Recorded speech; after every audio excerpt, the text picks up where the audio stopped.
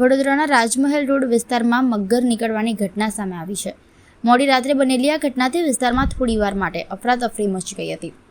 ગઈકાલે મોડી રાત્રે અંદાજે 2 વાગ્યાના સમયે રાજમહેલ રોડ પર આવેલ કાશી વિશ્વનાથ મંદિર નજીક સાઈ સુકન રેસિડેન્સી પાસે આવેલી એક કન્સ્ટ્રક્શન સાઇટ પર મગર દેખાયો હતો.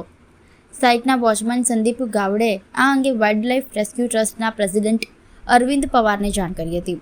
માહિતી મળતા જ ટ્રસ્ટના વાઇસ પ્રેસિડેન્ટ તુષાર ઉત્તેકર અને તેમની ટીમ તાત્કાલિક સ્થળ પર પહોંચી હતી. સ્થળ પર પહોંચીને ટીમે અંદાજે 8 થી 8.5 ફૂટ લાંબો મગર જોવા મળ્યો હતો.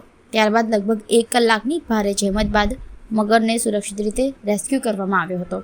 પછી મગરને વડોદરા વન વિભાગને સોંપવામાં આવ્યો હતો. આ સમગ્ર ઘટનાથી વિસ્તારમાં થોડા સમય માટે લોકોમાં ભયનો માહોલ જોવા મળ્યો હતો. હમણાં રાતના 2:30 વાગ્યા અહીંયા સાઈ સુકન કાશી વિશ્વનાથ મંદિર પાસે બાજુમાં તળાવ આવેલું છે.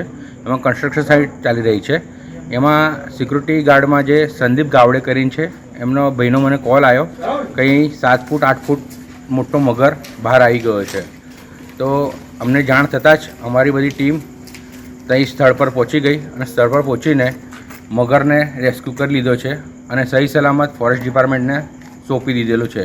આશરે કેટલા ફૂટનો મગર? આ આશરે 8 થી 9 ફૂટનો મગર છે, જે કદાચ આ તળાવમાં કન્સ્ટ્રક્શન કામ ચાલી રહ્યું છે. પાણી બહુ ઓછું થઈ ગયું છે. પાણીના અભાવે બધા મગરો બહાર આવી રહ્યા છે.